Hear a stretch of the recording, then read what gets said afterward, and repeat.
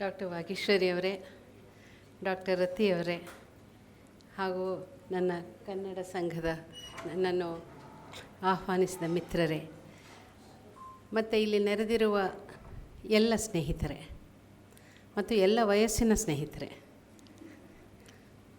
ನಮಸ್ಕಾರ. ನಾನು ಅನ್ಕೋತಾ ಇದ್ದೆ, ಯಾಕೋ ಕ್ರೈಸ್ಟ್ ಕಾಲೇಜಿನವರು ಕ್ರೈಸ್ಟ್ ಯೂನಿವರ್ಸಿಟಿ ಆದಮೇಲೆ ನನ್ನ ಮರ್ತೇ ಬಿಟ್ಟಿದ್ದಾರಲ್ಲಪ್ಪ ಅಂತ.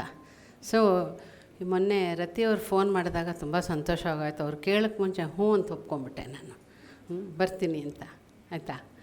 ಸೊ ನನಗೆ ಕ್ರೈಸ್ಟ್ ಕಾಲೇಜ್ ಆಗಿದ್ದಾಗಲಿಂದ ಯೂನಿವರ್ಸಿಟಿ ಆಗಿರೋವರೆಗೂ ನಮ್ಮೆಲ್ಲ ಸ್ನೇಹಿತರಿದ್ದಾರೆ ಇಲ್ಲಿ. ಶ್ರೀನಿವಾಸ್ ರಾಜು ಅವರನ್ನು ನೆನೆದೇ ನಾನು ಮುಂದಕ್ಕೆ ಹೋಗೋಕ್ಕೆ ಸಾಧ್ಯವೇ ಇಲ್ಲ. ಅಂಥ ಸ್ನೇಹಿತರವರು ನನಗೆ. ನಾನು ಮಹಾಪ್ರಬಂಧ ಬರೆದಾಗ ನನ್ನ ಥೀಸಿಸ್ ಟೈಮಲ್ಲಿ ಎಲ್ಲ ಇದರಲ್ಲಿ ನಮ್ಮ ಜೊತೆಗೆ ಇದ್ದವರು. ಮತ್ತು ನನ್ನ ಮೊದಲ ಭೇಟಿ ಕ್ರೈಸ್ಟ್ ಕಾಲೇಜ್ ಜೊತೆ ಇಲ್ಲೊಂದು ಜೂರಿನಲ್ಲಿ ಜಡ್ಜಾಗಿ ಬಂದಿದ್ದೆ, ಯಾವುದೋ ಒಂದು ಬೇಂದ್ರೆ ಇದು ಇದೆಯಲ್ಲ ನಿಮ್ಮ ಅವಾರ್ಡು, ಅದಕ್ಕೆ. ಸೊ ಹೀಗೆಲ್ಲ ಆಗಿ ಆವತ್ತಿಂದ ಶುರುವಾಗಿದ್ದು ಸುಮಾರು ಈಗಾಗಲೇ 30 ವರ್ಷ ಹಿಂದಿಂದ ನಂಟೋದು. So I am very very happy to be here, and I'll be speaking in both English and Kannada. Wherever it's necessary to switch, I'll do that. I have decided to keep the focus today on the challenges of translation. So this is more a talk about what goes on behind this published book. See, what you see at the end is this book. This is the product. So behind this book, this product, what are the various processes that have happened? You know, what kinds of thoughts, what kinds of challenges have made this text possible? So, therefore, it's more a talk about the process of translation itself, right? Now, I'll just go, don't feel too daunted by all the, pictures that I'm going to show, but it's just there's so much information, I thought it's easier to present it through this mode, okay?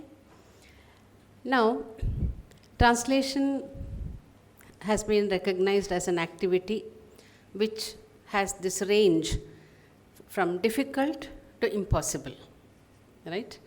Because there are two kinds of demands made on a translator. If you go to a source language, let's say Kannada text, Kannada people, they say when you translate, you should be true to the original. That is the expectation of Kannada readers. But when I go to the English readership, they'll say, you should translate it in such a way that for me it should be easy to understand. It should sound like English, right? So here is one group which is telling you, be true to Kannada. Here is another group which is telling you, be true to English. Now, who should I listen? Whose words should I follow as a translator? This is the dilemma of all translators, because there are two opposing expectations from a translator. And that is why, this famous philosopher of language called Ortega Gasset, he says, he has a very interesting article called The Misery and Splendor of Translation. So why is translation a misery? Because basically you are trying to take one text which is in this language and this culture to another language and another culture. Now they are two because they are dissimilar, right? They are not alike at all. That is why they have become two languages. So when that is so, what you are trying to do through translation is to create, say what you have said in this language in the same way in this language. Look at the impossibility of it, right? Therefore, if I'll just go to the next slide for a moment. So what makes it difficult? So if you look at this mapping, if you have to translate from, let's say, Kannada to Malayalam, or Kannada to Telugu, or Tamil, it's difficult, but it's possible. because we share more or less. There are differences, but we share a lot of common ground. So culturally, for instance, if I mention, let's say, Dharmaraya to a Tamil person, he'll still understand who Dharmaraya is.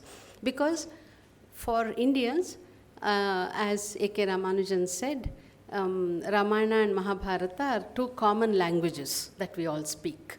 So to some extent, there's familiarity, right? Therefore, going from, what is called sister languages, cognate languages, it's easier to translate from Kannada to Telugu. And when you come, a little farther away to Marathi, it's still possible, but it's a little more difficult than maybe Telugu. And if you come further away to Punjabi and Urdu, it's very, very different, right? And then if you come to English, right? Now English is at the other end, whereas Kannada is at that end. So the gap in the difference, cultural and linguistic difference, is very far. And to this difference, if you also add a time dimension, right? Now, if I have to translate Thagari, from Malayalam to Kannada, he's still, my contemporary. It's okay, like we still share some part of the same history. We understand Gandhi, we understand Nehruvian politics, etc., right? So, but when it comes to, age difference, if you want to go back to an earlier text, and a classical text by definition is, goes back in time, when that happens, you see that the gap is really, really very challenging. And so I'll go back to this. So, therefore, should we then give up translations? Yes, it's a difficult task and a nearly impossible task. So should we give up? Certainly not, because it also makes many things happen, right? Many, for cultural politics, it's very important for us to share what we have, to learn new things from others. So translations build bridges across cultures, therefore it's important. So on this issue, there are people, then how do we translate? How should we translate? So there are three broad possibilities one can look at. Translations matter, therefore translate the text by bending it to suit the target language. So if you want to translate to English, then let the text sound exactly like English. Never mind whether it's coming from Kannada or Telugu or Malayalam. That is one set of people who would say that. Another possibility is, I know there is this very famous scholar of Telugu, Velcheru Narayan Rao, who has translated, Nannaya from Telugu, and a whole lot of other writers from Telugu, ancient and modern. He says texts cannot be translated because they are in two separate languages. Then we said, but you have translated. No, I have tried to translate the reader, not the text. So he believes that only a reader can be translated and not a text. But I am of the view that first you translate the text to the extent that you can. That's your first draft. And then you sit up and take note to see, okay, now will the reader understand this? Is it communicating? Then build in a set of what I call outwork. What do we mean by outwork? Outside of the text, another word for it is paratextual material. Okay? So outside of the text, you give an introduction, you provide a glossary, you offer a footnote, you offer an end note, and you come and talk to people like you. Look, I have done this work. The work is about this. This is why you should read it. So create some enthusiasm for reading it, because if you just print it, send it for publication, and in one event, it gets launched, that's it, my job is done. It's not done.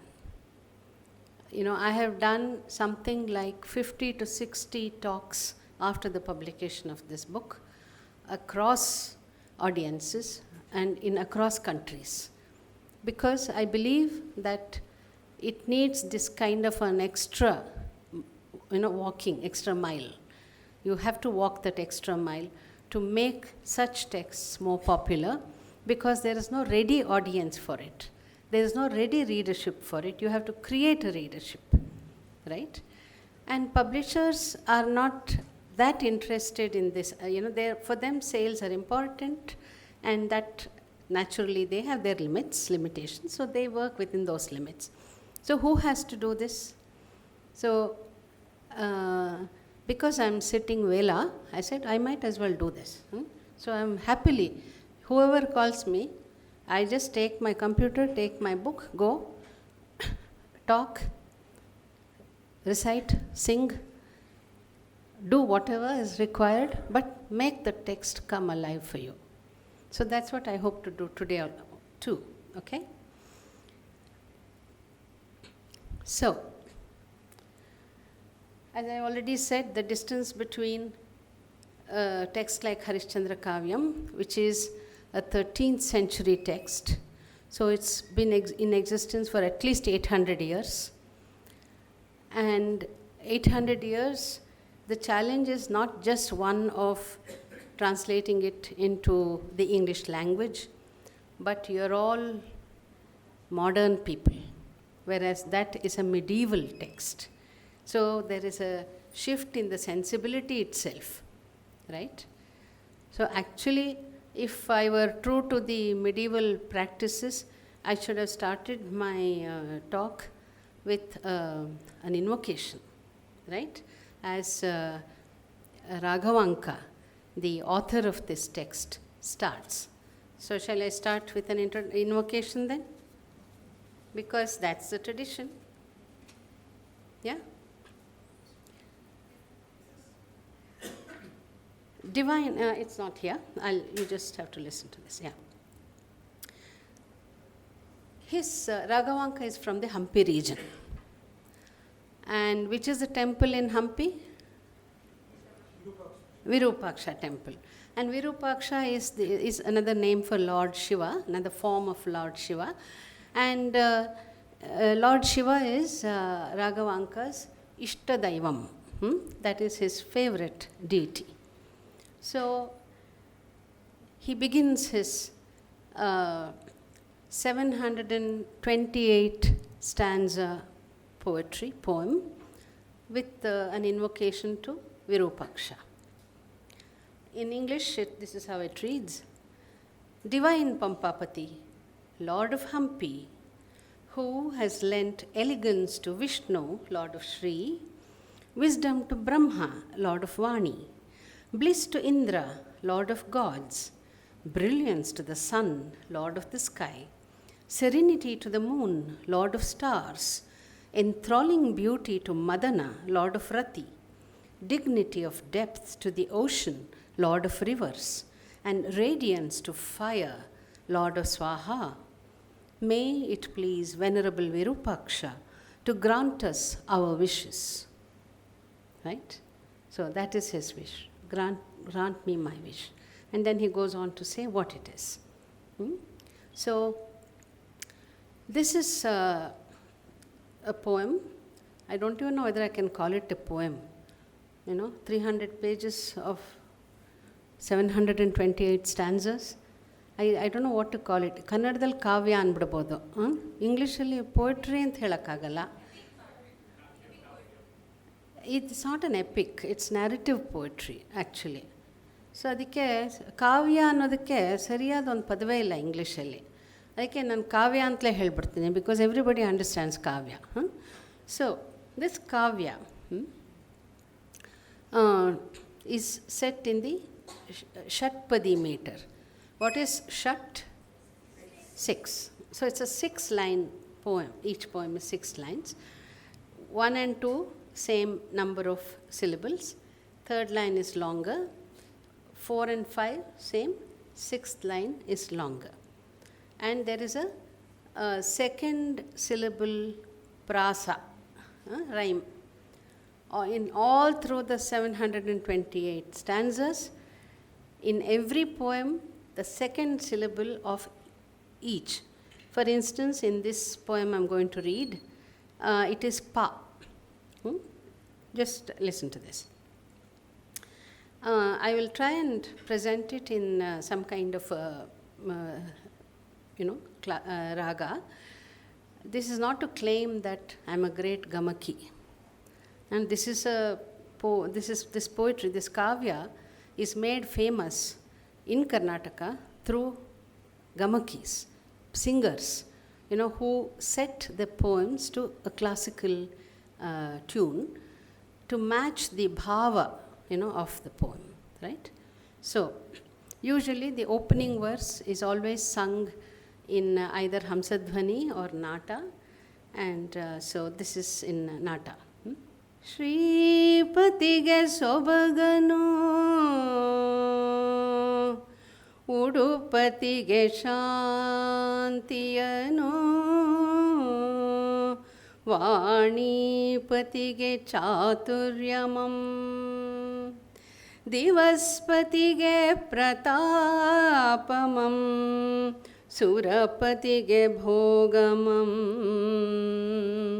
Ratipatige ಮೂಲೋಕವಾವರಿಸುವ Rupam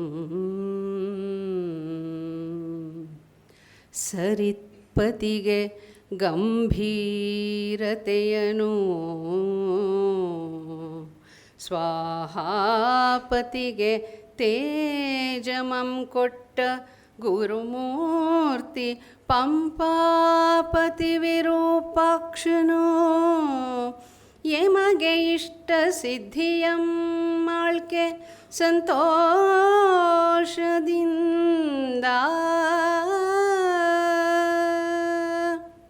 Okay? That is how gamakis have, in a, let's say to the power of 1000 more effect, they sing. Okay? Mine is just a sampling for you. Okay? So, when this is the ambience of this kavya, to translate it into English, when Satya Harishchandra opens his mouth and speaks in English, can you imagine how strange, how absurd, how weird it should feel, right? Like Rajkumar, who played this role of Harishchandra in the famous 1965 film, when he, who is known for his Kannada diction, pure Kannada diction, if he were to stand up and then you hear English, would you like it? It's jarring on the ears, right? It is very close to when Shankar Nag made this film Malgudi Days, and the ambience, everything is from that Agumbe, Tirthalli, Athara Jagdinda. ಅವ್ರು ಬಾಯ್ಬಿಟ್ರೆ ಮಾತ್ರ ಹಿಂದಿ ಬರೋದು. ಅಯ್ಯೋ ಇದೇನಿದು ಅಂತ ನಮಗೆಲ್ಲ ಮುಜುಗರ ಆಗ್ತಾಯಿತ್ತು ಶುರುನಲ್ಲಿ. But ಒಂದು 5 ನಿಮಿಷ ಆದಮೇಲೆ ಸರಿ ಅದೇ ಸರಿ ಹೊಟ್ಟೋಯ್ತು, ರೈಟ್? ಸೊ ಆ ಥರ translations are strange objects. You have to be patient. You have to respect them. You have to like them, like the difference. After all ನಿಮ್ಮದೇ ಓದಬೇಕು ಅಂದರೆ ನಿಮ್ಮದೇ ಕಾವ್ಯ ಇದೆಯಲ್ಲ, ಓದ್ಕೋಬೋದು. ಟ್ರಾನ್ಸ್ಲೇಷನ್ ಇನ್ನೊಂದು ಭಾಷೆಯಿಂದ ಬರ್ತಾ ಇದೆ ಅಂದಾಗ ಅದನ್ನು ರಿಸೀವ್ ಮಾಡೋಕ್ಕೆ ಬೇಕಾದ ಒಂದು ಜನರಾಸಿಟಿ ಆಫ್ ಸ್ಪಿರಿಟ್, ಹಾಸ್ಪಿಟ್ಯಾಲಿಟಿ ಬೇಕು ನಮಗೆ. ಯಾಕೆಂದರೆ ಆ ಹಾಸ್ಪಿಟ್ಯಾಲಿಟಿ ನೀವೇನೋ ಧರ್ಮಕ್ಕೆ ಕೊಡ್ತಾ ಇಲ್ಲ. ಹಂಗೆ ಮಾಡೋದ್ರಿಂದ ನಿಮ್ಗೆ ಹೊಸದೇನೋ ಸಿಗ್ತಾ ಇದೆ. Something that you have not experienced is coming to you, right? For this reason you need, it's worth cultivating a certain culture of reading translations. Okay? So, it will be strange to begin with, because Kannada is a language of overstatement. Okay? ಅದೇ ಇಂಗ್ಲೀಷಲ್ಲಿ ಎಲ್ಲನೂ ಸ್ವಲ್ಪ ಹಿಂಗೆ ಮಾತಾಡ್ತಾರೆ, right? ಮತ್ತು ನಾವು ಹೆಚ್ಚು ತೋಂಡಿ ಸಂಪ್ರದಾಯದವರು. Oral culture is where we come from, whereas in English is kind of made this shift much earlier, this shift to the written culture. And then, we are really melodramatic, in the sense ಎಲ್ಲನೂ ದೊಡ್ಡದೆ ನಮಗೆ, ಯಾವುದನ್ನು ಸಣ್ಣ ಧ್ವನಿನಲ್ಲಿ ನಾವು ಹೆಚ್ಚಿಗೆ ಇದು ಮಾಡಲ್ಲ, ನಾಟಕೀಯವಾಗಿರ್ತೀವಿ. ಅದರಲ್ಲೂ ನಮ್ಮ ರಾಘವಾಂಕ ಅಂತೂ ಡ್ರಾಮಾ ಕಿಂಗ್ ಅವನು. ಸೊ ಒಂದಿಷ್ಟಿದ್ರೂ ಅದನ್ನು ಇಷ್ಟು ಥರ ವಿವರವಾಗಿ ಅದನ್ನು ಮಹಾ ಒಂದು ಉತ್ಸಾಹದಿಂದ ಅವನು ಹೇಳೋ ರೀತಿ ನೋಡಿದ್ರೆ, there is no way you can fall asleep reading this text, ಅಷ್ಟು ಡ್ರಮ್ಯಾಟಿಕ್ ಆಗಿರುತ್ತೆ. ಸೊ ಈಗ ಬಾಲಿವುಡ್ಗೂ ಹಾಲಿವುಡ್ಗೂ ನಿಮಗೆ ಡಿಫ್ರೆನ್ಸ್ ಗೊತ್ತೇ ಗೊತ್ತು, ಎರಡೂ ಥರ ಸಿನಿಮಾ ನೋಡಿರ್ತೀರ ನೀವು, right? So that is a kind of difference between reading a text in your own language and reading a translation. So reading a translation requires a different kind of approach and a different mindset, shall we say, and a different culture. See, in this text, it's a very versatile text. Versatile because it has all the 9 rasas, 18 varnanas, 64 knowledge systems. ಇದರಲ್ಲಿ ಈ text ಓದಿದ್ರೆ ನಿಮಗೆ ಒಂದು classical ಟೆಕ್ಸ್ಟಲ್ಲಿ ಇದೆಲ್ಲ ಇರುತ್ತೆ ಸಾಮಾನ್ಯ. 64 ವಿದ್ಯೆಗಳಲ್ಲಿ ಅದೆಲ್ಲನೂ ಒಂದೊಂದು ಸ್ವಲ್ಪ ಗೊತ್ತಿರಬೇಕು ಅವ್ರಿಗೆ. ಬೇಟೆ ಗೊತ್ತಿರಬೇಕು, ವೇಶ್ಯಾವಾಟಿಕೆ ಹೇಗೆ ಕೆಲಸ ಮಾಡುತ್ತೆ ಅಂತ ಗೊತ್ತಿರಬೇಕು, ಸಮುದ್ರ ಡಿಸ್ಕ್ರಿಪ್ಷನ್ ಗೊತ್ತಿರಬೇಕು, ಕಾಡಿನ ವರ್ಣನೆ ಗೊತ್ತಿರಬೇಕು. ಈ ಥರ there are given knowledge systems which have to be represented in a traditional kavya. So that is what happens here. Raghavanka was trained to do it. Am I trained to do it? ನಮ್ಮಲ್ಲಿ ಒಂದು ನಾಯಿ ಕೂಡ ಸಾಕೊಂಡಿಲ್ಲ. ಒಂದು ಬೇಟೆಗಾರನ ಒಂದು ಮನಸ್ಸು ಹೇಗೆ ಕೆಲಸ ಮಾಡುತ್ತೆ, how does a hunter think and behave. C, it's a real transmigration that one has to do to understand these things. And let me tell you, it's well worth it. In fact, I consulted a website on hog hunting. ಈ ಹಂದಿ ಬೇಟೆ ಇದೆಯಲ್ಲ, ಅದ್ರ ಬಗ್ಗೆನೇ ಒಂದು website ಇದೆ. ಅದಕ್ಕೆ ಹೋಗಿ ಹಂದಿ ಜಂಪ್ ಮಾಡೋದಕ್ಕೆ ಏನೇನು ಪದಗಳಿದ್ದಾವೆ, ಅದು ಪರ್ಚೋದಕ್ಕೆ ಏನೇನು ಪದ ಇದೆ, ಅದು ಗುರುಗುರು ಅಂತ ಇದು ಮಾಡುತ್ತೆ, ಅದಕ್ಕೆ ಏನೇನು ಪದಗಳಿದೆ, ಇವೆಲ್ಲ ನನ್ನ ವೊಕ್ಯಾಬ್ಯುಲರಿನಲ್ಲಿ ಈಗಾಗಲೇ ಇದ್ದಿದ್ರಲ್ಲಿ ಇರಲಿಲ್ಲ. I had to learn up all these things in order to represent what Raghavanka is trying to do, right? So it's versatility in terms of range of knowledge systems. Then virtuosity, like as I told you already explained, 728 Shatpadis in a very tightly bound meter and in a particular fashion and so on, highly patterned levels of sound, sense, style and structure. Okay, ಇವಲ್ಲ. And then vitality, ಒಂದೊಂದು ಪದ್ಯದಲ್ಲೂ ಎಷ್ಟು ಶಕ್ತಿ ಇದೆ ಅಂತಂದರೆ ಒಂದೊಂದು ಸಲ ಆ ಶಕ್ತಿ ಬರ್ಸ್ಕೊಳ್ಳೋಕ್ಕೆ ತುಂಬ ಸುಸ್ತಾಗ್ಬಿಡೋದು ನನಗೆ, ಆ ಥರ. So that kind of elan vital ಅಂತಾರಲ್ಲ ಇಂಗ್ಲೀಷಲ್ಲಿ, ಅದು ಇಂಗ್ಲೀಷು ಅಲ್ಲ, ಬಹುಶಃ ಫ್ರೆಂಚ್ ಇರ್ಬೋದು, ಗೊತ್ತಿಲ್ಲ. ಸೊ ಗ್ರೀಕಾ, okay, I would know, perhaps it is, yeah. So ಆಮೇಲೆ ವ್ಯಾಲ್ಯೂ ಸಿಸ್ಟಮು. ಸೊ ಎಷ್ಟೋ ಕಡೆ when as a woman, when I'm translating a man's writing, there are several times when I feel, like he says, if you don't criticize my poetry for the wrong reasons, I shall slash your nose. Yapa, slashing somebody's nose, mayella jum ಆಗ್ತಾ ಇತ್ತು, ಆ ಥರ. So you see, so it's a kind of a very different experience to translate that kind of an idiom, that kind of mindset. It's often feudal, often very patriarchal. One of the highlights of Harishchandra Kavya is that Raghavanka has created 2 Dalit women who stand up to Harishchandra and ask him, right? Here you are, Harishchandra would have listened to their music and seen their dance and enjoyed it, and they come and ask him, marry us. He says, okay, what boon do you want? Marry us. He gets very angry. What do you mean? You lower caste Holatis, you dare come and ask me to marry you? So they ask him, why? You listened to us, our song, enjoyed it. You looked at us and enjoyed our beauty. Then what's wrong with touch? The other four senses are okay. Only when it comes to touch, you have a problem, right? So, Raghavanka has created these characters, these two characters of two women who question Harishchandra, the king, about his double standards, his caste superiority. And in the text, until and unless Harishchandra loses and gives up his caste superiority, and he himself becomes what's called a Chandala, a Dalit who looks after, a graveyard, right? A burning ghat, as it were. So until he loses his entire pride, caste pride, Shiva does not appear to him. It's ಸಾಕ್ಷಾತ್ಕಾರ ಆಗೋದು ಶಿವ ಸಾಕ್ಷಾತ್ಕಾರ ಅವನು ತನ್ನ ಕುಲ ಮದವನ್ನು ಬಿಟ್ಟುಕೊಟ್ಟಾಗ ಮಾತ್ರನೇ. Right. Therefore, what you see here is a very, very different world, from what we inhabit.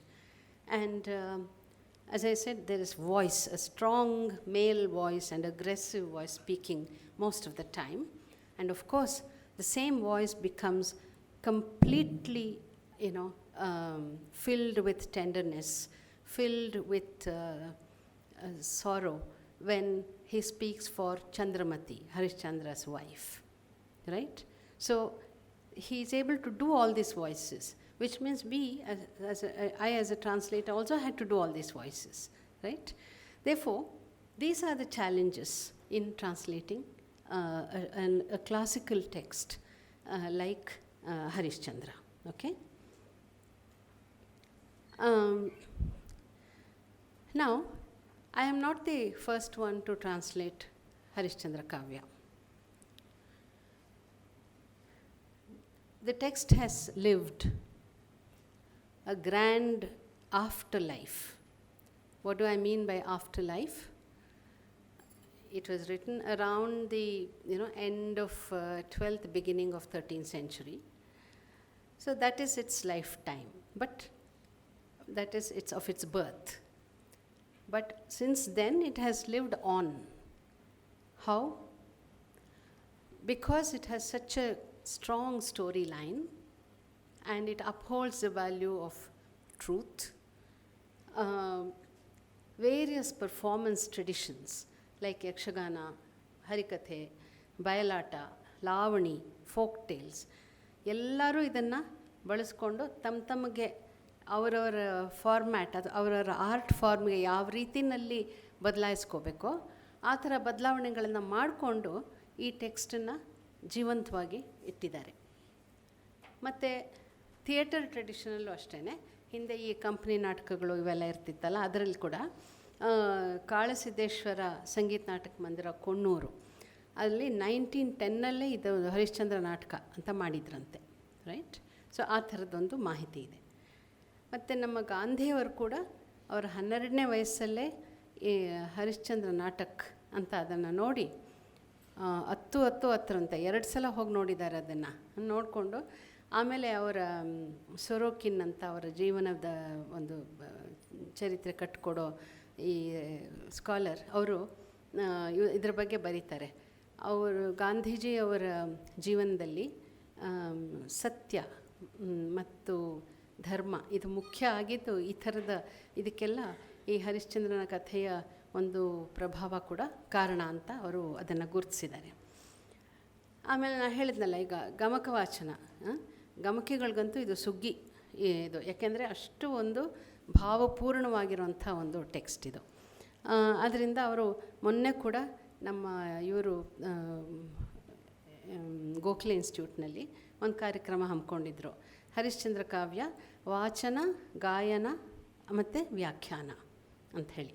So ಹಾಗೆ ಇವತ್ತಿಗೂ ಅದು ತುಂಬ ಅದು ಫುಲ್ ಆಗ್ತಾಯಿತ್ತು ಸಾಯಂಕಾಲ. ಸೊ ಎಷ್ಟೋ ದಿವಸ ಮಾಡಿದ್ರು ಅದನ್ನು, ಒಂದು ದಿವಸದ ಪ್ರೋಗ್ರಾಮ್ ಅಲ್ಲ ಆ ಥರ, ಯಾಕೆಂದರೆ ಇಡೀ ಕಾವ್ಯ ಓದಿದ್ರು ಹಾಗೆ, ತುಂಬ ಚೆನ್ನಾಗಿತ್ತು ಅದು. ಸೊ ಮತ್ತು 16ನೇ ಶತಮಾನದಲ್ಲೇ 4 ಜನ, ಹಲಗ, ಲಕ್ಕ, ಓದುವ ಗಿರಿಯ ಮತ್ತು ರಾಮರಸ ವಿರೂಪಾಕ್ಷ ಅನ್ನೋರೆಲ್ಲ ಇದೇ ಕೃತಿನ ಸಾಂಗತ್ಯ ಅಂತ ಬೇರೆ ಒಂದು ಛಂದಸ್ಸಿನಲ್ಲಿ ಇದನ್ನು ಮತ್ತೆ ಬರೆದಿದ್ದಾರೆ, ಹರಿಶ್ಚಂದ್ರ ಕಾವ್ಯನ. ಸೊ ಅದಾಯಿತು. ಆಮೇಲೆ 20ನೇ ಶತಮಾನಕ್ಕೆ ಬಂದರೆ ನಿಮಗೆ ಬೇರೆ ಬೇರೆ ರೀತಿಯ ನಾಟಕಗಳನ್ನು ಕಟ್ಕೊಟ್ಟಿದ್ದಾರೆ ಈ ಕಥೆಯನ್ನು ಆಧರಿಸಿ.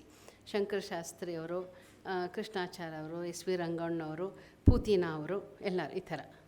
ಸೊ ಆ ಮಾಹಿತಿ ಎಲ್ಲ ಅಲ್ಲಿದೆ ನಿಮಗೆ. ಆಮೇಲೆ ಇನ್ನೂ ಮುಂದಕ್ಕೆ ಬಂದರೆ ಈ ಕೃತಿಯ ಹೊಸಗನ್ನಡ ಅನುವಾದಗಳು ತುಂಬ ಇದೆ, ಅಂದರೆ ಪ್ರೋಸಲ್ಲಿ. ಅದನ್ನು ಯಾರು, ಶಂಕರನಾರಾಯಣ ರಾವ್, ರಂಗನಾಥ್ ಶರ್ಮಾ ಅವರು, ಶಿವಕುಮಾರ್ ಅವರು, ಎಲ್ ಬಸವರಾಜು ಅವರು, KS ಗೋಪಾಲ್ ಅವರು, ಈ ಥರ ಹುಡುಗರಿಗೆ ಮತ್ತು ಓದುಗರಿಗೆ ಸ್ವಲ್ಪ ಇನ್ನೂ ಸುಲಭ ಮಾಡೋದಕ್ಕೆ ಅನುವಾದಗಳನ್ನು ಮಾಡಿದ್ದಾರೆ. ಆಮೇಲೆ ಈಗ ಹೋದ್ವಾರ ಕೂಡ ನೀನಾಸಂನವರು ರಂಗಶಂಕರದಲ್ಲಿ ಹರಿಶ್ಚಂದ್ರ ಕಾವ್ಯಂ ಅಂತಾನೆ ಒಂದು ನಾಟಕದ ರೂಪದಲ್ಲಿ ಅದನ್ನು ಪ್ರೆಸೆಂಟ್ ಮಾಡಿದ್ರು.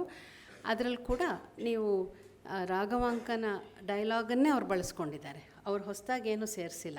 ಅವರು ಅಲ್ಲಿ ಪಾತ್ರಗಳೇನು ಮಾತಾಡುತ್ತೋ ಅದೇ. ಅಂದರೆ ಅಷ್ಟರ ಮಟ್ಟಿಗೆ ಅವನ ಭಾಷೆ ನಮಗೆ ದಕ್ಕುವಂತಹ ಭಾಷೆ ಅಂತ ಅದರ ಅರ್ಥ ಅಲ್ವಾ. ಹೆಚ್ಚಿಗೆ ಏನು ಯಾರು ಎಕ್ಸ್ಪ್ಲೇನ್ ಮಾಡಲ್ಲ, ನಾಟಕ ಮುಂದುವರಿಬೇಕಲ್ಲ. ಹಾಗಾಗಿ ನಾಟಕದಲ್ಲಿ ಅಲ್ಲೇನು ಡೈಲಾಗ್ಸ್ ಇದೆಯೋ ಅದೇ ಡೈಲಾಗ್ಸ್ನ ಇಟ್ಕೊಂಡು ಇವ್ರು ಮಾಡಿರೋದು. ಸೊ ಅಷ್ಟರ ಮಟ್ಟಿಗೆ ಅದು ಕಂಟೆಂಪ್ರರಿ. ಇನ್ನು ನೀವು ಫಿಲ್ಮ್ಸ್ ತಗೊಂಡ್ರೆ ಇಡೀ ಭಾರತದಲ್ಲಿ ಮಾಡಿದ ಮೊದಲನೇ ಚಿತ್ರ ರಾಜ ಹರಿಶ್ಚಂದ್ರ. ಅದು 1913ರಲ್ಲಿ ಮೊದಲನೇ ಚಿತ್ರಕ್ಕೆ ಇದೇ ಥೀಮ್ನ ಆರಿಸ್ಕೊಂಡ್ರು. ಸಾವಿರಾರು ಥೀಮ್ ಇತ್ತು, ಯಾವುದನ್ನು ಬೇಕಾದ್ರೂ ಆರಿಸ್ಕೋಬೋದಾಗಿತ್ತು. ಇದನ್ನೇ ಆರಿಸ್ಕೊಂಡ್ರು ಅಂದರೆ ಎಲ್ಲೋ ಒಂದು ಕಡೆ ಈ ಒಂದು ಟೆಕ್ಸ್ಟು ಬಹಳ ಮುಖ್ಯವಾದ ಟೆಕ್ಸ್ಟ್ ಆಗಿದೆ ನಮ್ಮ ಸಂಸ್ಕೃತಿಗೆ ಅಂತ ಹೇಳ್ಬೋದು. ಅದೇ ಮತ್ತು ಕನ್ನಡದಲ್ಲಿ ಕೂಡ ನಾಗೇಂದ್ರ ರಾವ್ ಅವರು 1943ನಲ್ಲೇ ಒಂದು ಸತ್ಯ ಹರಿಶ್ಚಂದ್ರ ಅಂತ ಸಿನಿಮಾ ಮಾಡಿದರು. ಆಮೇಲೆ ಅದನ್ನು 1965ಅಲ್ಲಿ ರಾಜ್ಕುಮಾರ್ ಅವರು ಹರಿಶ್ಚಂದ್ರನ ಪಾತ್ರ ಮಾಡಿದ್ದು, ಚಂದ್ರಮತಿನ ಪಂಡ್ರಿಬಾಯಿ ಅವರು ಮಾಡಿದ್ದು, ಮತ್ತು ನರಸಿಂಹರಾಜು ಅವರು ನಮ್ಮ ನಕ್ಷತ್ರಕ್ಕನ ಪಾತ್ರ ಮಾಡಿದ್ದು, ಅದೆಲ್ಲ ನಿಮ್ಗೆ ಗೊತ್ತಿರಬಹುದು. ಸೊ ಇದೆಲ್ಲ ಆದಮೇಲೆ ನಾನು ಒಂದು ಬಾಲದ ಥರ 2017ನಲ್ಲಿ ಇಂಗ್ಲೀಷ್ಗೆ ಟ್ರಾನ್ಸ್ಲೇಟ್ ಮಾಡಿರೋದು, ಆಯಿತಾ. ಸೊ ಈ ಒಂದು ಪರ್ಸ್ಪೆಕ್ಟಿವಲ್ಲಿ ನೀವು ಈ ಟ್ರಾನ್ಸ್ಲೇಷನನ್ನು ನೋಡಬೇಕಷ್ಟೇ. ಸೊ ನಾನು ಓಡಿದೆ ಅಂತ ಹೇಳ್ತಾರಲ್ಲ ಆ ಥರ I have also been in this race ಅಷ್ಟೇ. ಓಕೆ, ಸೊ ಆಯಿತು, ಚರಿತ್ರೆ ಆಯಿತು. ಇನ್ನು ಟ್ರಾನ್ಸ್ಲೇಷನ್ ಇದನ್ನೇ ಯಾತಕ್ಕೆ ಆರಿಸ್ಕೊಂಡೆ ಅನ್ನೋದು ಪ್ರಶ್ನೆ. ಯಾಕೆಂದರೆ ನಮ್ಮಲ್ಲಿ who are the grades of Kannada literature ಅಂತ ಕೇಳಿದ್ರೆ ಫಸ್ಟ್ ಹೆಸರು ಬರೋದು ಪಂಪ, ಆಮೇಲೆ ಕುಮಾರವ್ಯಾಸ, ಆಮೇಲೆ ರಾಘವಾಂಕ, ಹರಿಹರ ಇವ್ರನ್ನ ಹೇಳ್ತಾರೆ. ಹಾಗಾದರೆ ಮೇಲಿನವ್ರನ್ನೆಲ್ಲ ಬಿಟ್ಬಿಟ್ವಲ್ಲ, ದಕ್ಕಬೇಕಲ್ಲ ಎಲ್ಲನೂ. So Pampa 10 centuries ago, and his language is harder and his text is much more complex. That needs more maturity, more scholarship, more of everything. And Kumarvyasa, 8,500 stanzas. Now 5 authors are translating it into Kannada. Even they are editing it to 2,500 or so, stanzas. But when I started this work in 2011, my understanding was that it should be a complete edition, no cuts, right? Therefore, I had to choose a medium size thing. But while this is a material consideration, for me the consideration was different personally. I am a little tired of all these war narratives, where all these men become big heroes. So I said, why can't we look at other kinds of heroes? Why can't we look at a context which is not war all the time? And therefore I said, okay, why not Harishchandra? And as I said, you can't escape your past. When I was 19 or 20, in one of those youthful indiscretions, I had ambled into one Gamaka class and did some learning. And there I had studied this poetry, some 10 or 20 stanzas. And all those stanzas had stayed with me. I could just narrate them like that. I said, why not this? Because it has remained with me after 35 years. So which means it must have said something to me, spoken something to me. So for all these reasons, I chose this text. Okay? And, it is a very different, strange, religious and social world this text inhabits. Because there are puns. You know what a pun is? Two meanings for one word. So the puns are killing, because puns typically work in one language and not in the other. So what do? Because Shleshalankara is that is in Indian poetics, that's what it's called. It's an important trope or figure of speech. And our poets, in order to exhibit their knowledge, they were using puns left, right and center. So when you're doing classical poetry, what will you do with puns? That was one challenge. Trying proverbs, Again, proverbs are very local, ಈಗ ಕುಂಬಳಕಾಯಿ ಕಳ್ಳ ಅಂದರೆ ಹೆಗಲ್ಮುಟ್ಟು ನೋಡ್ಕೊಂಡ್ರಂತೆ. ಈಗ ಇದನ್ನು ಇಂಗ್ಲೀಷಲ್ಲಿ ಕುಂಬಳಕಾಯಿ ಇದೆ, ಇಲ್ಲ ಅಂತಲ್ಲ, ಬಟ್ ಅದು ಇಟ್ಸ್ ನಾಟ್ ನಮ್ಮಲ್ಲಿ ಇರುವಷ್ಟು ಸಲೀಸಾಗಿ ಸರಳವಾಗಿ ಎಲ್ರಿಗೂ ಗೊತ್ತಿರೋ ಹಾಗೆ ಹ್ಯಾಶ್ ಗೋರ್ಡ್ ಅಂದರೆ ಅವ್ರಿಗೆ ಏನಿದು ಅಂತ ಸೊ ಅನ್ಫೆಮಿಲಿಯರ್ನ ಫೆಮಿಲಿಯರ್ ಮೂಲಕ ಹೇಳೋದು ಗಾದೆಯ ಗುಣ. ಇಲ್ಲಿ the unfamiliar becomes even more unfamiliar, you C.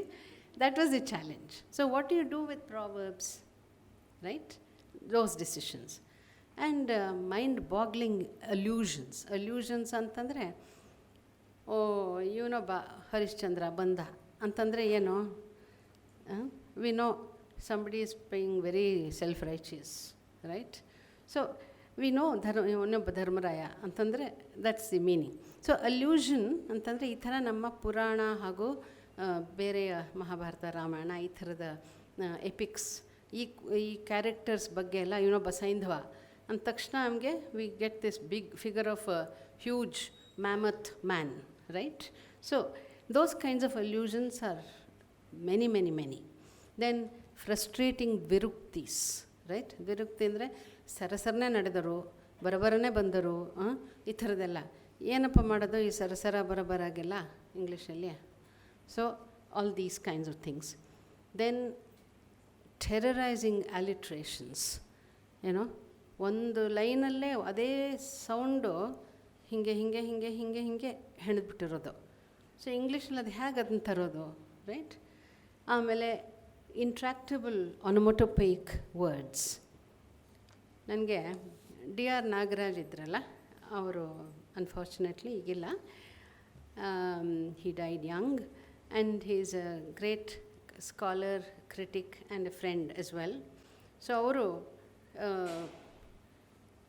Translation ಮಾಡ್ತೀನಿ ಅಂತ ನಾನು ಬೀಗ್ತಾ ಇದ್ದಾಗ ಇದನ್ನು ಹೇಳಿಬಿಟ್ಟು, ಇದು ಹೆಂಗಮ್ಮ ಮಾಡ್ತೀಯಾ ಟ್ರಾನ್ಸ್ಲೇಷನ್? ನೋಡಿ ಓದ್ತೀನಿ, you try and tell me how you would do it. This is the description of wild fire. Okay, ಕಾಳ್ಗಿಚ್ಚು ಹರಡ್ಕೊಂಡು ಬರ್ತಾ ಇದೆ, ಎಲ್ಲ ಕಡೆಯಿಂದ ಕಾಳ್ಗಿಚ್ಚು ಬರ್ತಾ ಇದೆ. ಇಲ್ಲಿ ಹರಿಶ್ಚಂದ್ರ, ಅವನ ಹೆಂಡತಿ, ಮಕ್ಕಳೆಲ್ಲ ಇಲ್ಲಿದ್ದಾರೆ. ಇಲ್ಲಿ I read the Kannada. ಬುಗಿ ಬುಗಿಲ್ ಬುಗಿ ಬುಗಿಲ್, ಚಿಳಿ ಚಿಳಿಲ್ ಚಿಟಿ ಚಿಟಿಲ್, ಧಗಧಗಿಲ್ ಧಗಧಗಿಲ್, Garhi ಘರಿಲ್ Garhi ಘರಿಲ್, ಧಗಧಗಂ ಧಗಧಗಂ ಧಗಧಗಿಲ್, ಚಿಮಿ ಚಿಮಿಲ್ ಚಿರಿ ಚಿರಿಲ್ ಚಿಟ ಚಿಟ ಎಂದೊಗೆದು, ಧಮ್ಧಗಂ ಧಮ್ಧಗಂ ಧಂಧಗಂ ಗುಳ್ ಗುಳ್ ಎಂದು ಉಬ್ಬಿ ನೆಗೆದು, ದಳ್ಳುರಿ ಬಳ್ಳಿ ಬರಿದು ಕತ್ತಲಿಸಿ, ಕರ್ಬೊಗೆ ಮೀರಿ ತೋರಿ ಕೆಂಗಿಡಿಗೆದರಿ, ದಾವಾಗ್ನೆ ಮುತ್ತಿತ್ತು ನಾಲ್ದೆಸೆಯನು.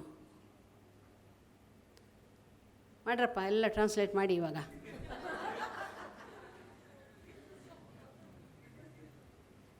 So what are these sounds ನಾವು? ಸೊ ಆನೋಮಟೋಪಿಯಾ ಅಂತಂದರೆ ಏನು?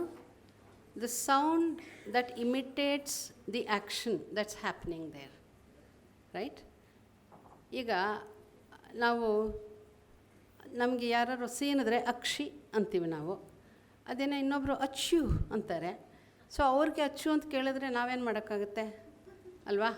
ಸೊ ಈ ಥರ ಈಗ ನಾಯಿನೂ ಅಷ್ಟೇ, ಕೆಲವರು ಬೋ ಅಂತಾರೆ, ಬೇರೆ ಬೇರೆ ಥರ ಕೇಳಿಸುತ್ತೆ ಎಲ್ರಿಗೂ. So how do you translate these sounds?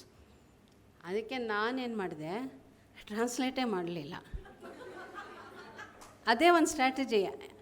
ಏನು ಸೋಮಾರ್ತನದಿಂದ ಮಾಡಲಿಲ್ಲ ಅಂತ ಅನ್ಕೋಬೇಡಿ. So in the English, the first 4 lines I have put it in italics. Boogie Boogil, BHUGIL. Bekar Odi, Bedar Bidi.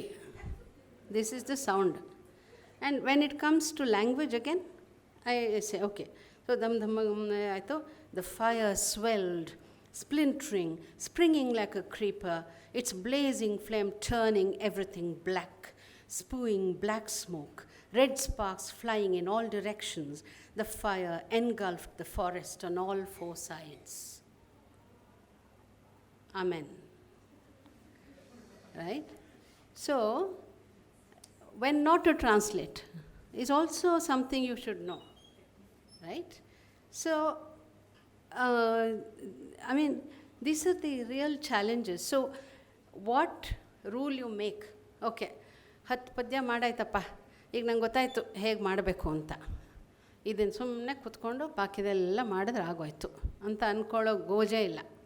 Because the 11th poem is different, the 13th is you have not even seen it before. ಈ ಥರ. So you need strength. For sports people they say, no, you need these 4 S: strength, stamina, suppleness and speed. Translation ಮಾಡೋಕ್ಕೂ ಇವೆಲ್ಲನೂ ಬೇಕು, ಗೊತ್ತಾಯ್ತಾ? ಬರೀ ಸ್ಪೋರ್ಟ್ಸ್ಮನ್ಗಲ್ಲ. So you need this, all of it. Let me tell you, right? ಯಾರಪ್ಪ ಇದು? What's he doing? So why is he doing this? You know the story. You know the story. Lakshmana is dying in the battlefield, and they tell Rama, you bring this Mulika, Sanjeevani herb, and before sunrise tomorrow, and we will make him come alive. So Hanumanta says, yes, I'll do it. And he flies. ಅಲ್ಲಿ ಹೋಗಿ ನೋಡಿದ್ರೆ ಏನೋ 1000 ಮೂಲಿಕೆ. ಯಾವುದು ಅಂತ ಇವನಿಗೇನು ಗೊತ್ತು ಪಾಪ? So ತರ್ಬೇಕು ತಾನೆ, ready, right? So translators are like this only, right? Like Hanuman, it's not enough to translate the text, you have to also translate the context. Okay? And Dr. Vageshwari mentioned it in her introduction. It kind of spoke to me when you said that. So this is what it is, right? So I've already talked about the choice of text, why I chose this. It was culturally important, it has literary merit, and it has a strong storyline. See, the thing is, you also have to look after yourself, secure your basis, as they say, right? So if you have a good storyline, you can tell off the story. ಸ್ವಲ್ಪ ಆಚೆ ಈಚೆ ಒಂದು description ಬುಗಿಲೆಲ್ಲ ಬಿಟ್ಟರು ಪರವಾಗಿಲ್ಲ. Basic ಕಥೆಗೆ ಮೋಸ ಮಾಡಿಲ್ವಲ್ಲ ಅಂತನಾದ್ರು ಒಂದು ಸಮಾಧಾನ ಇರುತ್ತೆ ನಿಮಗೆ. ಸೊ ಸ್ಟೋರಿ ಲೈನ್ ಚೆನ್ನಾಗಿರಬೇಕು. ಸ್ಟ್ರಾಂಗ್ ಸ್ಟೋರಿ ಲೈನ್ ಇದ್ದರೆ translation to that extent it is communicable. And captivating style, yes, Raghavanka has that. And aesthetic appeal, yes, surely. Universal values, yeah, and also pragmatic considerations. ಎಷ್ಟು time ಇದೆ, ಎಷ್ಟು ದುಡ್ಡಿದೆ, ಎಷ್ಟು energy ಇದೆ, ಎಷ್ಟು ವಯಸ್ಸಾಗಿದೆ ನಮಗೆ, ಇನ್ನೊಂದು 10 ವರ್ಷ ಇರ್ತೀನ ಪಂಪನ್ ಮಾಡೋಕ್ಕೆ ಟ್ರೈ ಮಾಡ್ಬೋದು. ಸೊ ಅಂತೂ 10 ವರ್ಷ ಇರೋ ಗ್ಯಾರಂಟಿ ಇರಬೇಕು. ಅದಕ್ಕೆ ನಾನಂತೂ ಹೇಳಿದ್ದೀನಿ ಯಮಂಗೆಲ್ಲ, ನೋಡಪ್ಪ ಇದಿಷ್ಟು ಮಾಡ್ತಾಯಿದ್ದೀನಿ, ಇದಾದಮೇಲೆ ಬಾ ಬೇಕಾರೆ, ಆಮೇಲೆ ನೋಡೋಣ, ಇಲ್ಲಿವರೆಗೂ ನೀನು ಶುಡ್ ಅಲವ್ ಮೀ ಟೈಮ್, ಈ ಥರ. ಸೊ ಒಂದು ರಿಯಲಿಸ್ಟಿಕ್ಕಾಗಿ ಒಂದಿರಬೇಕು, ಎಷ್ಟು ಸಾಧ್ಯ ಅನ್ನೋದು. Okay, yeah. So having decided on the text, that is made your choice of text. Next ಈ ಮಾಡರ್ನ್ ರೈಟಿಂಗ್ ಆದರೆ ನಮಗೆ ಎಡಿಷನ್ಸು, ವರ್ಷನ್ಸು ಅವೆಲ್ಲ ಅಷ್ಟು ತೊಂದರೆ ಇಲ್ಲ. ಯಾಕೆಂದರೆ ಒಂದು ಪ್ರಿಂಟೆಡ್ ವರ್ಷನ್ ಇರುತ್ತೆ, ಅದು ರೀಪ್ರಿಂಟ್ ಆಗಿರುತ್ತೆ, ಹೆಚ್ಚು ತಪ್ಪಾಗಿರುತ್ತೆ, ಅದನ್ನು ತಿದ್ಕೋಬೇಕಷ್ಟೇ ನೀವು. ರೀಪ್ರಿಂಟ್ ಅಂದರೆ ಅಟ್ಲೀಸ್ಟ್ ಒರಿಜಿನಲ್ ವರ್ಷನ್ ಆದರೆ ನಿಮ್ಗೆ ಅಷ್ಟು ತಲೆನೋವು ಇರಲ್ಲ, ಯಾಕೆಂದರೆ ಪಾಪ ರೈಟರೇ ನಿಮ್ಮ ಕೆಲಸ ಮಾಡಿರ್ತಾರೆ. ಸೊ ಬಟ್ ಪ್ರೀ ಮಾಡರ್ನ್ ರೈಟಿಂಗಲ್ಲಿ, ಕ್ಲಾಸಿಕಲ್ ರೈಟಿಂಗಲ್ಲಿ you have to fix the original. Fix ಅಂದರೆ not in that negative sense, fix it ಆ ಥರದಲ್ಲ, ಬಟ್ ಇದು ಯಾವ ಎಡಿಷನ್ ಚೂಸ್ ಮಾಡ್ಕೊಳ್ಳೋದು ಅಂತ, right? So for instance the very famous edition of Harishchandra Kavya is the Sangraha, which is an abridged version, of some 180 or 150 verses or something like that, whereas the original thing is 700 and odd numbers. Now, the choice made by the Murthy Classical Library of India editorial group was that it should be a full text. And so I chose Basavaradhya's 1955 edition, and there were two others which I chose a 55 edition because it gave me a lot of support in terms of context. There's a good introduction, there's a good glossary. I could use all of that, and therefore I chose that. And then, as I said, do I want to summarize, do I want to abridge, or ಸರಳ ಹರಿಶ್ಚಂದ್ರ ಅಂತ ಬಸವರಾಜ್ ಅವ್ರು ಮಾಡಿದಾರಲ್ಲ, ಸ್ವಲ್ಪ simplification ಥರ ಅದು ಮಾಡಬೇಕಾ? ಮತ್ತು ಸುಮಾರು ಕಡೆ ಚಾಪ್ಟರ್ 4 ಬಿಟ್ಬಿಟ್ಟಿದ್ದಾರೆ ಎಲ್ಲರೂ. ಯಾಕೆ ಹೇಳಿ? ಅಯ್ಯೋ ಹುಡುಗರೆಲ್ಲ ಕೆಟ್ಟೋಗ್ತಾರೆ ಓದಿದ್ರೆ, ಯಾಕೆಂದರೆ ಅದು ವೇಶ್ಯಾವಾಟಿಕೆ. ಇದು description of a brothel, right? Therefore Victorian sensibilities, ಮಡಿವಂತಿಕೆ ಎಲ್ಲ ಸೇರಿ ಅದನ್ನು ಬಿಟ್ಟಿದ್ರು. So classical texts are not only literary pieces, they are equally knowledge texts. ಅದರಿಂದ it's like one has to really keep those things. One reason why we are translating is to see how they lived without passing a judgment. Today you may not agree with everything that they did or said, but at least what did they say? You should know and then reject, right? So one of the uses of translating classical writing is to know how they lived, what they thought and what they said. And there you cannot interfere and say, use your scissors and say cut and so on. Okay. Then the next major decision I had to make was, how should I translate Kavya as a genre? As I said, Raghavanka has this whole series of Shatpadis, 6-line stanzas. Now, do I want to keep to the same thing? First of all, the editors had said it should be in prose. So my first draft had all prose. But as I was rereading it, I said, ಅಯ್ಯೋ ಎಷ್ಟು ಚೆನ್ನಾಗಿ ಕಾವ್ಯ ಬರೆದಿದ್ದಾನೆ, ಇದನ್ನು ಹೋಗಿ ಈ ಥರ ನಾವು ಬರೀ ಪ್ರೋಸಲ್ಲಿ ಹೇಳ್ತಾ ಇದ್ದೀವಲ್ಲ ಅಂತ ಒಂದು 10 ಪದ್ಯ ಅಲ್ಲಿ ಇಲ್ಲಿ ಇರೋದನ್ನು, ಈಗ ಮೊದಲನೇ ಒಂದು 4-5 ಪದ್ಯ ಇನ್ವೊಕೇಶನ್ ಇದೆಯಲ್ಲ, ಅದು ಈ ರೀತಿ ಒಂದು ಸಂಗೀತ ರೂಪದಲ್ಲಿ, ಚಾಂಟ್ ರೂಪದಲ್ಲಿರೋದು, ಅದನ್ನು ಸ್ವಲ್ಪ ಬೇರೆ ಥರ ಮಾಡಿದ್ರೆ ಚೆನ್ನಾಗಿರಬಹುದಾ ಅಂತ ಅದನ್ನು ಮಾಡಿ ಕಳಿಸ್ದೆ. ಇದಿಷ್ಟನ್ನು ಬೇಕಾದ್ರೆ ಇಟ್ಕೊಳ್ಳೋಣ ಒಂದು ಪೊಯೆಟಿಕ್ ಫಾರ್ಮಲ್ಲಿ ಅಂತ. ಅವರು ಪರವಾಗಿಲ್ಲ ಮಾಡಿ ಅಂದರು. ಆಮೇಲೆ ಇನ್ನು ಸ್ವಲ್ಪ ಮುಂದಕ್ಕೆ ಹೋಗ್ತಾ, ಅಯ್ಯೋ ನೋಡಿ ಕಾಡಿನ ವರ್ಣನೆ ನೋಡಿ ಎಷ್ಟು ಚೆನ್ನಾಗಿದೆ, ಇದನ್ನು ಒಂಚೂರು ಇಟ್ಕೊಳ್ಳೋಣ, ಹ್ಞೂ ಮಾಡಿ. ಆಮೇಲೆ ಅದೇ ಥರ ಇನ್ನೇನೋ ಎಷ್ಟು ಲಿರಿಕಲ್ಲಾಗಿ ಎಷ್ಟು ಚೆನ್ನಾಗಿದೆ, ಇದನ್ನು ಮಾಡೋಣ, ಸರಿ ಮಾಡಿ. ಆ ಥರ ಕನ್ಸೆಷನ್ ಮಾಡ್ಕೊಂಡು ಸುಮಾರು ಒಂದು 100 ಪದ್ಯಕ್ಕೆ ಮೇಲೆ ಪದ್ಯವಾಗೇ ಉಳಿಸ್ಕೊಂಡಿದ್ದೀನಿ. ಮತ್ತು ನಾನು ಈಗಾಗಲೇ ಹೇಳಿದೆ, ಅದು ಬಹಳ ಡ್ರಾಮ್ಯಾಟಿಕ್ ಆದ ಟೆಕ್ಸ್ಟ್ ಅಂತ, ಫುಲ್ ಆಫ್ ಡೈಲಾಗ್ ಅಂತ.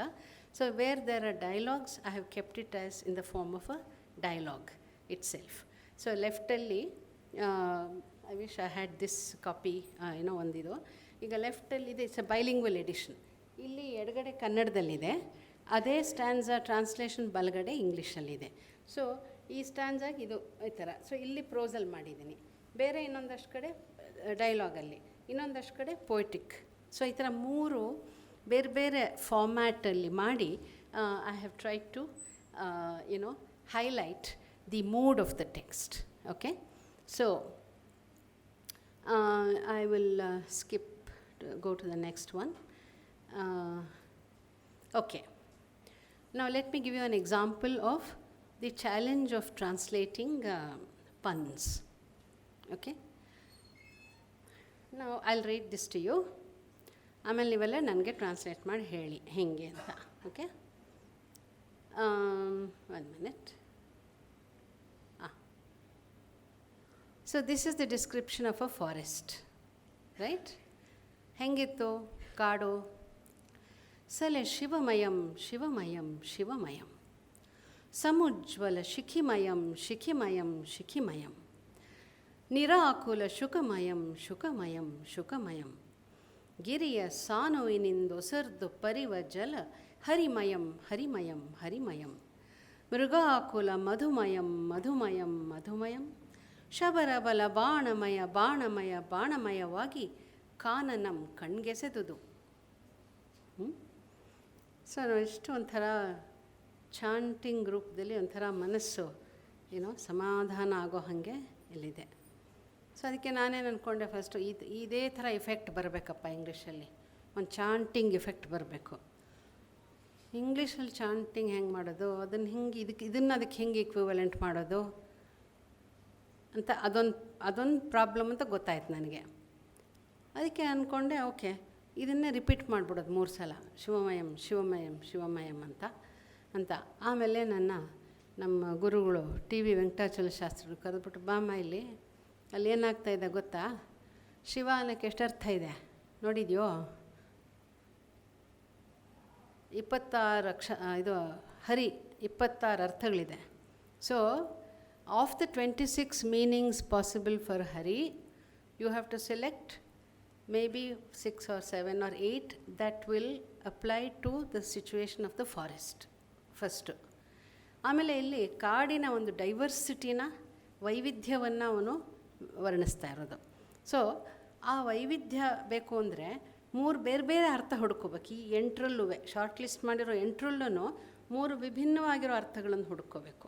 ಆಗಲೇ ಆ ವಿಭಿನ್ನತೆಯೂ ತರಬಹುದು, ಆ ಸಹಜತೆಯೂ ತರಬಹುದು ಅನ್ನೋ ಥರ ಅವರು ಒಂದು ಸಜೆಷನ್ ಹೇಳಿದ್ರು. So this is how I translated it. The forest was soaked in a special ambience. Shivamayam, Shivamayam, Shivamayam, suffused with water, grass and banyan tree. Shikhimayam, Shikhimayam, Shikhimayam, replete with peacocks, fires and venomous snakes. Shukamayam, Shukamayam, Shukamayam, full of parakeets, mango trees and sirisha trees. So you see here, what I have tried to do is retain the chant by retaining the original in the translation, but give the meanings of that word parallelly, right? So what is a nice packed, compact stanza on the left seems like one hold all on the right. So you may not like this translation. Try, come up with a better translation. I'm sure you can. I'm not challenging you. I'm sure there are other ways to translate also. But this is what I thought might work. See, ಇದೊಂದು translation ಬಗ್ಗೆ ಏನು ಗೊತ್ತಾ, ನೀವೇ ಸರಿ ಅಂತೇನು ಖಂಡಿತ ಅಲ್ಲ, ನಾನು ಸರಿ ಅಂತಲೂ ಅಲ್ಲ. It's a subjective choice you are making between 2 possibilities or 3 or 4 or 5, right? Because ದಾರಿ 106 ಉಂಟು ಬೆಳಕಿನ ಅರಮನೆಗೆ ಅಂತ ಒಂದು ಲೈನ್ ಇದೆ ಇವ್ರದ್ದು, GS ಶಿವರುದ್ರಪ್ಪನವ್ರದ್ದು. ಆ ಥರ there are many ways to reach the same destination, right? So it's a question of your choice, personal choice, and if you have a way to defend it, then you will feel stronger about it. That's all. Okay. Translating alliteration. Alliteration ಅಂದರೆ sound similarities, ತುಂಬ ಇದು ಮುಖ್ಯ ಕಾವ್ಯದಲ್ಲಿ. ಕುತ್ತುರಾಗಿರ್ದ ಹೆಮ್ಮೆಳೆಗಳಂ ಸುಡುತ್ತ, ಬಳವೆತ್ತ ಬೆಟ್ಟವ ಸೀಳ್ದು ಸೆಕ್ಕೆಗಳೆವುತ್ತ, ಪಳುವೆತ್ತ ನೆಲೆನಂ ಕರಿಕೋವರಿಸುತ್ತ, ಬೆಳೆದ ಮರದಿಡುಕುರುಳು ನಿಂದುರುಹುತ, ಹೊತ್ತುತ್ತ ಹೊಗೆಯುತ್ತ ಹಬ್ಬುತ್ತ ಹರಿದು, ನೆಗೆಯುತ್ತ ಗಗನವನು ತುಡುಕುತ್ತ ಮತ್ತಂತಡಿಸಿ, ಸುತ್ತ ಮುತ್ತಿತ್ತು ದಾವಾನಳನ್ ಅಸತ್ಯ Kantara ದಾವಾನಳನನು. Again, it is that wildfire, how it's coming so close, it's stifling. You can't even say it, right? So that is alliteration, repeated. So I looked for words from huttutta, burning. ಇಂದ ಏನಾದ್ರು ಗೊತ್ತಾ ನಿಮಗೆ ಬರ್ನ್ಗೆ?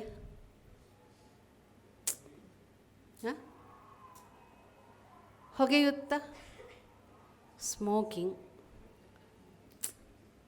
ಹಬ್ಬುತ್ತ, spreading. So smoking ಸ, spreading ಸ. Sir is the answer. Burning down thick clumps of bamboo, cleaving through mighty mountains, their wings severed, blackening the ground overgrown with thick shrubs, and blowing through hollows of gigantic trees, the fire blazed through the forest, searing and smoking and sizzling and spiraling, soaring to the skies and scattering, striking from every side. The forest fire enveloped Harishchandra, himself a fire to the forest of untruth. Yeah?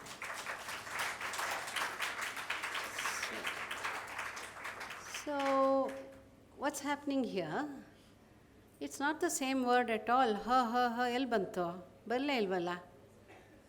So translation is not about that kind of literality. You are trying to translate an effect. The effect of why has he used it ಅನ್ನೋದನ್ನ ಅರ್ಥ ಮಾಡಿಕೊಂಡ್ರೆ ಇನ್ನೊಂದು ಭಾಷೆನಲ್ಲಿ ಅದೇ ಥರ ಮಾಡೋಕ್ಕಾಗತ್ತಾ ಅಂತ ನೋಡ್ಬೋದು, right? So equivalence not so much at the level of sound ಅಲ್ಲ, but the effect of that sound. Okay, that's what one ಇದು. So I'll just stop there as a kind of an, analysis of what are the challenges and so on. But I'll just mention a couple of points more. One is that the critical responses to this translation has been, they have been very, very encouraging. Lots of people have written about it, both here, largely here, and also, writers like C.N. Ramchandran, Shashi Deshpande, Pratibhanand Kumar, all these people, Prithvidatta Shobi, Chaha Raghunath, Shanta Gokhale, N.S. Gundur, all these people have written about it, as also people from outside like Elliot Weinberger, Orthofer, and Sherry Simon. So all these people have written, and papers also covered this a whole lot. And one of the comments that have come, which is worth looking at as far as I'm concerned, is a comment from a Western critic. He makes an observation and not so much a comment. He says, among the various books which have been published by the Murthy Classical Library of India, this is one book where many words from the original language are retained in the text. And that is compared to other texts. Many more Kannada words in this text are retained, when Urdu words are not retained, Telugu words are not retained in the same numbers. Now, it was something that I consciously did, as I explained to you, right? And the editors gave me one instruction: wherever you can translate, please do. Only where you cannot translate, keep the original, right? And in a classical text, there are many things that you cannot translate. Therefore, you try to keep it. And that was observed by a Western critic. But what I couldn't make out is whether he was objecting to it or whether he was patting my back. Whether he pats my back or not, I have decided to pat my back, right? Not on an ego trip, but I have thought about it, and I feel it's important to keep this effect, which cannot be.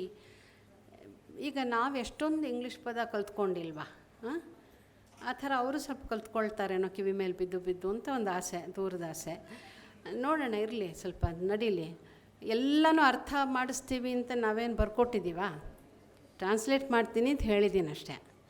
ನೀನು ಬಾಪ ನಡಿ, ನೀನು ಅಲ್ಲಿಂದ ಇಲ್ಲಿವರೆಗೂ ನಡ್ಕೊಂಡು ಬಂದು ನಾನು ಇಲ್ಲಿಂದ ಬರ್ತೀನಿ, ಇಬ್ಬರು ಸೇರಿ ಅರ್ಥ ಮಾಡ್ಕೊಳ್ಳೋಣ ಅನ್ನೋ ಒಂದು ಧೋರಣೆ, ಒಂದು ಸ್ಟಾನ್ಸ್ ಇಟ್ಕೊಂಡು ನಾನು ಮಾಡಿರೋದು. ಸೊ ಅದರ ಬಗ್ಗೆ ಒಂದು ಕಾಮೆಂಟ್ ಇತ್ತು. ಇನ್ನೊಂದು,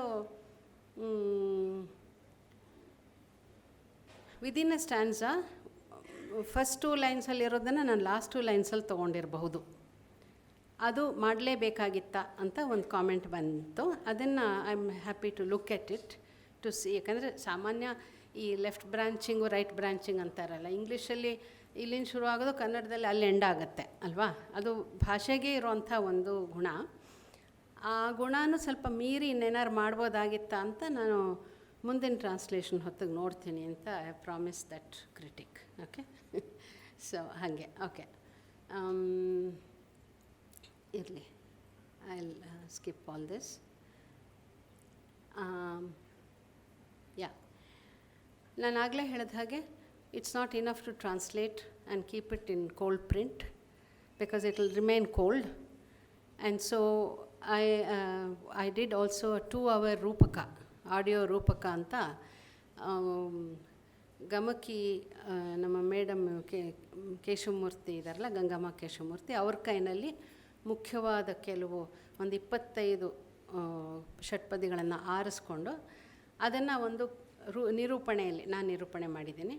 ಅದು ಇಂಗ್ಲೀಷು ಕನ್ನಡ ಎರಡೂ ಬೆರೆಸ್ಕೊಂಡು ಮಾಡಿರೋದು. ಅದರಲ್ಲಿ ಅಲ್ಲಲ್ಲಿ ಅದನ್ನು ಹಾಕಿ ಒಂದು 2 hours ಪ್ರೋಗ್ರಾಮ್ ಥರ ಮಾಡಿ ಅದನ್ನು ವೆಬ್ಸೈಟಲ್ಲಿ ಹಾಕಿದ್ದೀವಿ, ಮೂರ್ತಿ ಕ್ಲಾಸಿಕಲ್ ವೆಬ್ಸೈಟಲ್ಲಿ, as an orientation to the text. ಇಲ್ದಿದ್ರೆ ಇಷ್ಟಪ್ಪ ಪುಸ್ತಕನ ಎತ್ಕೊಳ್ಳೋಕ್ಕೆ ಬೇಜಾರಾಗುತ್ತಲ್ವಾ? ಸೊ ಎಲ್ಲಿ ಏನು ನೋಡಬೇಕು, ಏನು ಮಾಡಬೇಕು ಅಂತ ಗೊತ್ತಾಗೋಕ್ಕೆ it's a kind of an orientation, creating an access to readers, right?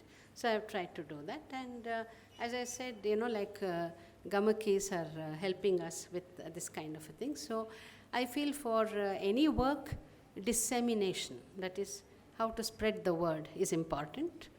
And this is a world of social media, and today you're all YouTubers of various kinds and hues, and so you know the value of this kind of information. And so I think using all this media, you should create some kind of enthusiasm, some kind of readership for your work, which I think is an important aspect of working as a translator. And so the last word on this text.